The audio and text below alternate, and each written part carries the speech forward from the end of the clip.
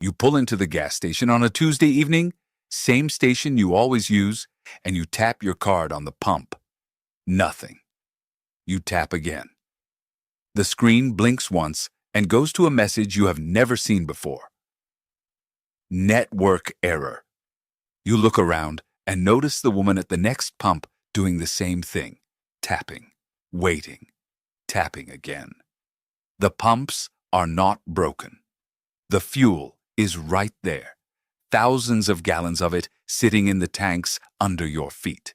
But something between your card and the computer that says yes has gone quiet. And without that yes, the fuel stays underground. That is the moment most people discover what actually failed. It was not the power. The lights in the station are still on. It was not the water. It was not the road. It was something you have never had to think about, because it has never, in your adult memory, stopped working for more than a few minutes at a time. The telecommunications network. The invisible river of data that carries your payment from pump to processor, your map from satellite to screen, your prescription from doctor to pharmacist, your 911 call from your phone to the dispatcher 3 counties over. That network went dark, and in the first hour, you begin to learn how much of your daily life was quietly riding on top of it. This is what we are going to walk through today. Not a fantasy about the end of the world. A documented sequence of what actually happens when the network drops, drawn from real events that have already occurred on American soil. What fails, in what order, and what a calm household can do about it starting this weekend.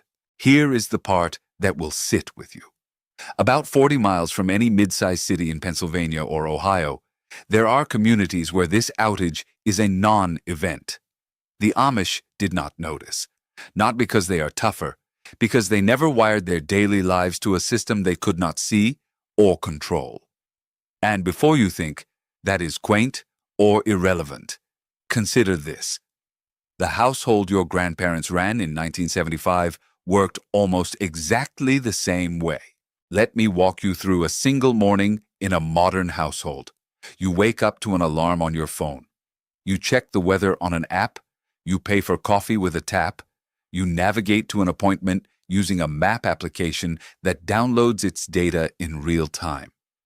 You refill a prescription through an automated system that checks your insurance electronically and flags drug interactions through a database. You check your bank balance on an app. Every one of those actions traveled through a telecommunications link. Every one of them fails when that link goes quiet. Now here is the sequence, and this is not theory. This is drawn from what the Federal Communications Commission documented after Hurricane Ian in 2022, what the joint U.S.-Canada Task Force recorded after the 2003 Northeast blackout, what the Inspector General's office reported after Hurricane Maria hit Puerto Rico in 2017, and what people in western North Carolina lived through after Hurricane Helene in 2024. In the first hour, cell service degrades. Cell towers typically carry 4 to 8 hours of battery backup.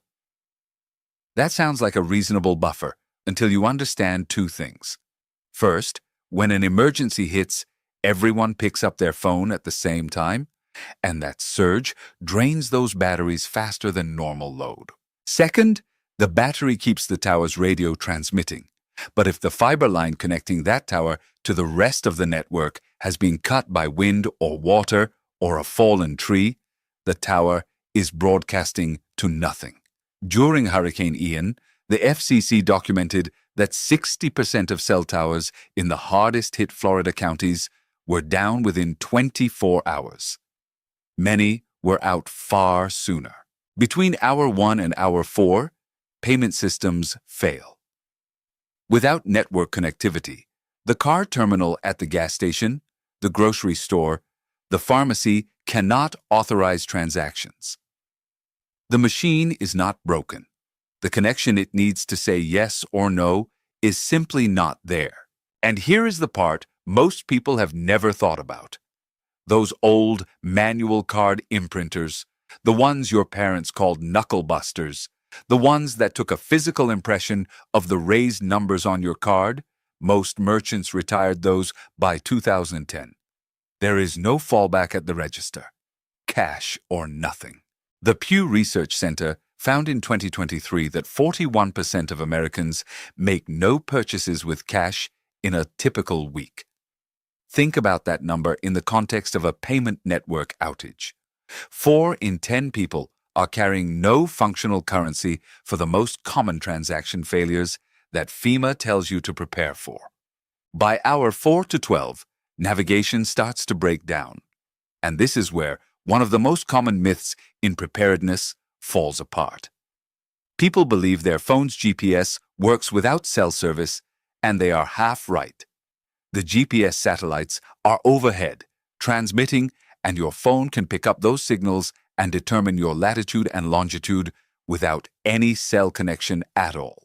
But the mapping application, the thing that turns those coordinates into a street name and a route to the hospital, needs data to function.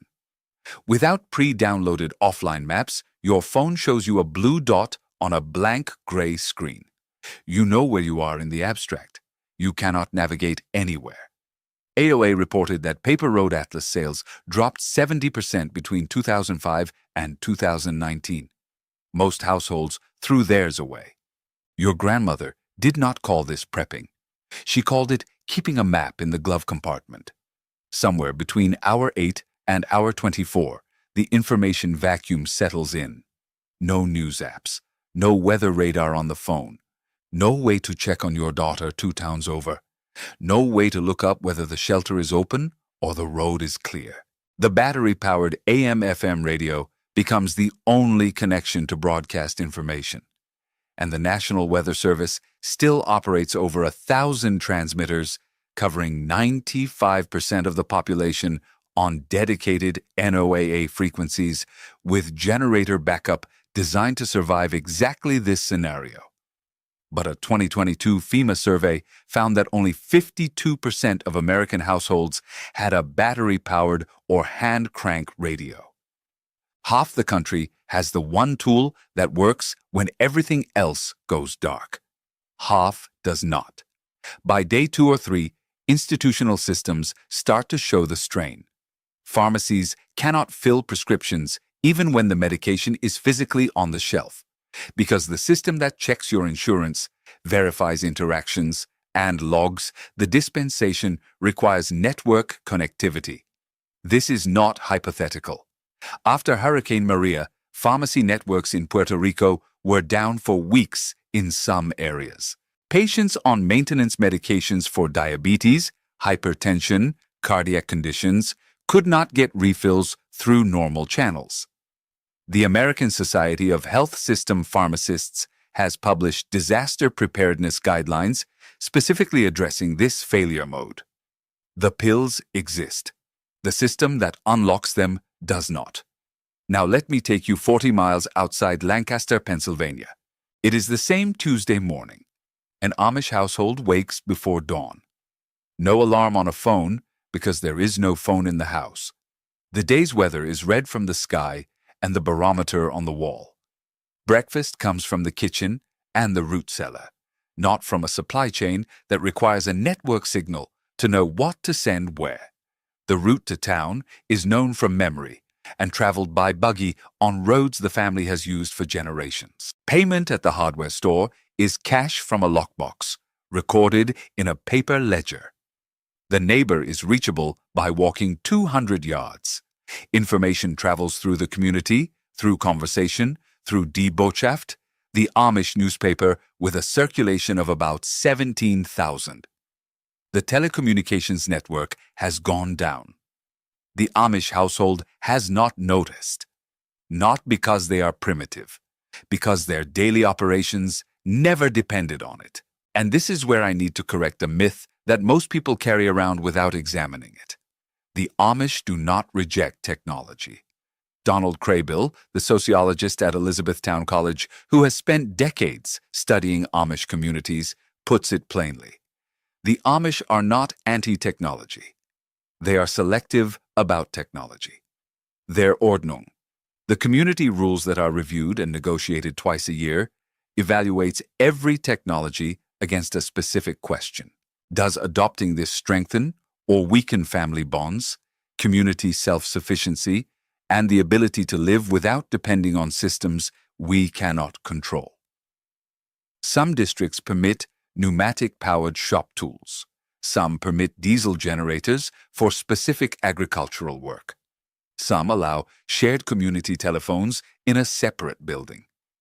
The answer varies by district and by decade. What does not vary is the principle. No adopted technology is permitted to make daily life dependent on a system the community does not own and cannot maintain. That is not a lifestyle recommendation for you. It is a structural observation about how dependency works. So what does this look like in practice for your household? Here is the myth that needs to die first. Most people hear the word grid and picture one big system. Pull the plug and everything goes dark at once. That is not how it works.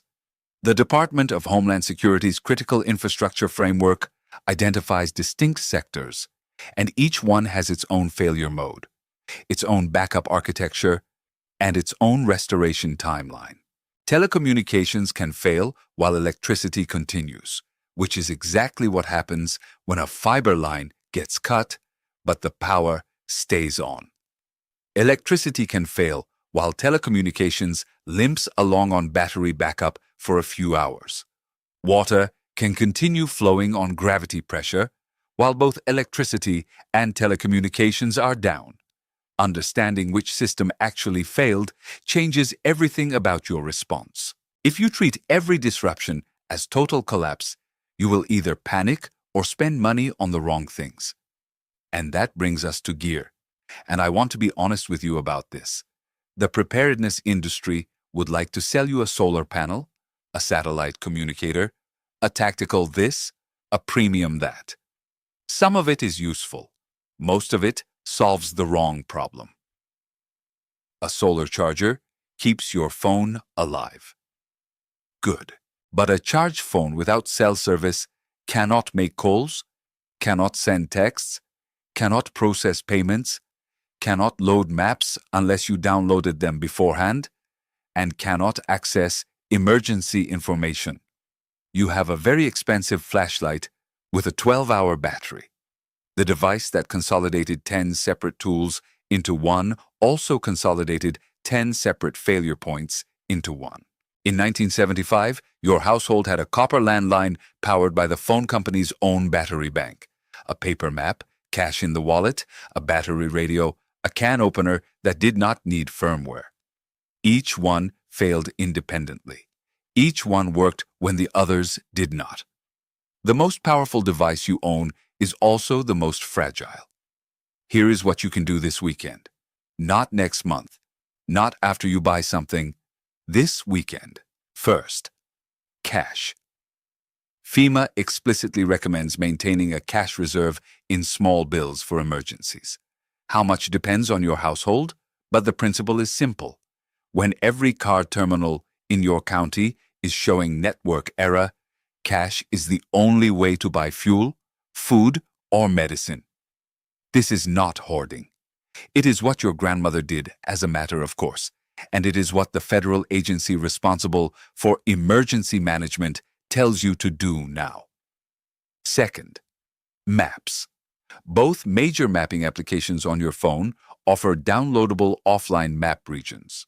You open the app, you select your area, and you download it while you are sitting in your kitchen with a good signal.